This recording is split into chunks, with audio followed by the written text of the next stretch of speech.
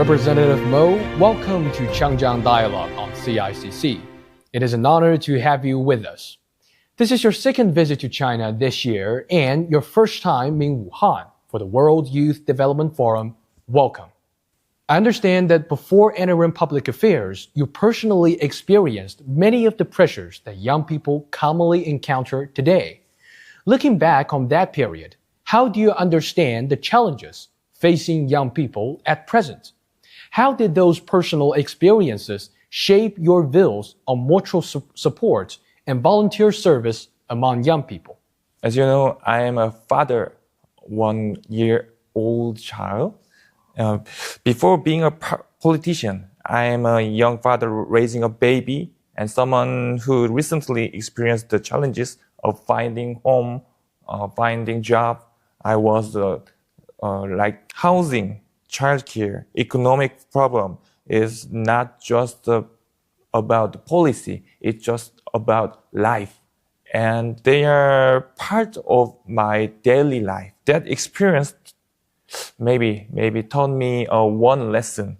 Young people cannot thrive, cannot survive alone. Mutual support and volunteerism are the strongest form of solidarity. I think that helps us grow stronger.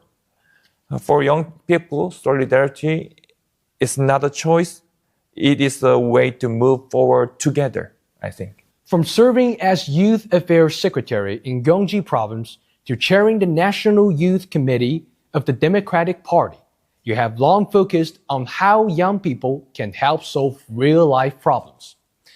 The theme of this forum is Youth Drive Development for a Better World.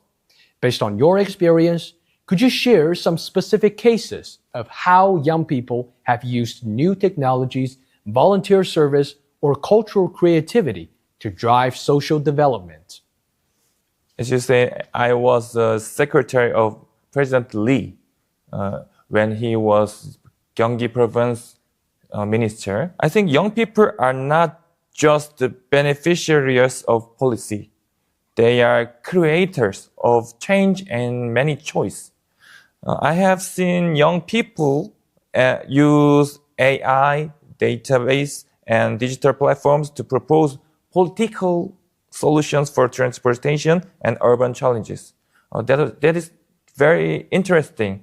I think many seniors cannot use AI, cannot use ChatGPT, Gemini, and DeepSeek, but young people can do it, can use it. So I think governments create opportunities and young people turn those opportunities into innovation by using AI. I think that is young people's power and young people's duty in these times. As we understand it, much of your youth-related work has primarily focused on South Korea. This year, however, you attended 2 events in China focusing on youth development and cooperation. What aspects of China and Chinese young people have drawn your attention and made you interested in visiting China twice within the same year? Through these 2 exchanges, what new understanding have you gained about the Chinese youth? Interesting questions. During my 2 visits of China in this year, I was most impressed by the confidence and energy of Chinese youth.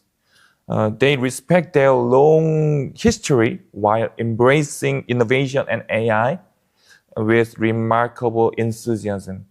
Face-to-face exchanges help us discover how much we have in common and build lasting trust. The more we meet face-to-face, I think, the more we discover what we have in common. I think I want to say to Chinese youth, let's go together. Let's shake a hand and let's make another thing. Another country cannot imagine how Korea and China cooperate. I think we can do it. And let's meet again and again, like me. Please visit Korea, Chinese people, Chinese young people. Thank you. Wuhan is a city with a large concentration of universities, a large youth population, and active innovation industries. Many Korean cities are also thinking about how to attract young people, support youth entrepreneurship, and help young people take part in urban development. Taking Wuhan as an example, what practical scenarios do you think are most suitable for cooperation between young people in Chinese and South Korean cities? Basically, population is power directly. In China, there are so many university students, especially in Wuhan. I heard there are 92 universities in Wuhan. I envy you. I envy China and I envy Wuhan. Wuhan and Korea City share common challenges in many sites to many youth people, like housing problem, job problem, or transportation. I think joint project in AI, smart cities and startups can create new opportunities for young people in both countries, and both Wuhan and Seoul or Wuhan and Busan. Cooperation among young people is one of the best investments in the future of our cities, in future of our countries, China and Korea, I think. Based on your own experience, what can young people in China and South Korea do to develop both the awareness and the ability to take on social responsibility?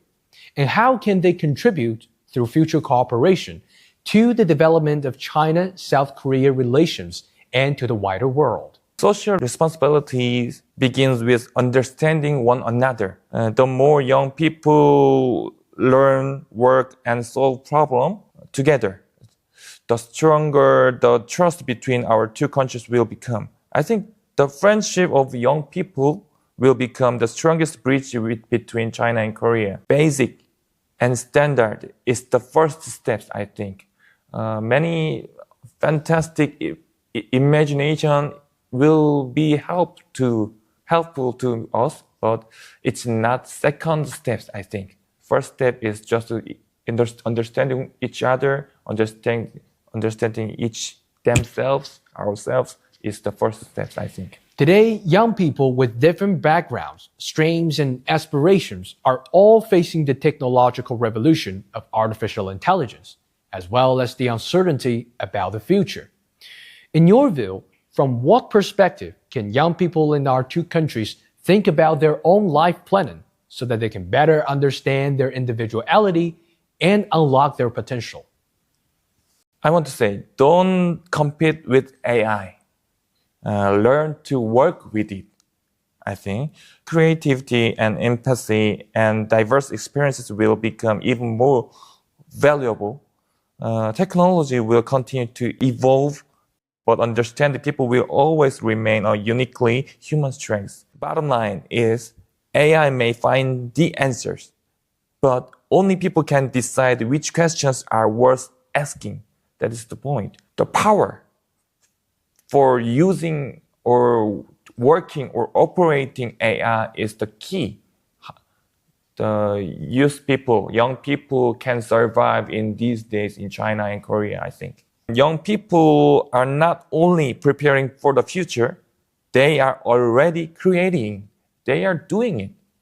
I think many young people in China and Korea have to have proud themselves. They are doing well. They are doing well now. Thank you very much for sharing your thoughts with us. Wuhan has a Hanjiang River, and Seoul has a Hangang River too. They share the same name in Chinese characters. Yeouido, where the National Assembly of South Korea is located, sits on the Hangang River in Seoul. So I am hoping that when you go back to Seoul and see that river again back home, it will remind you of the Hanjiang River and your visit to Wuhan. Thank you for inviting me. Thank you so much.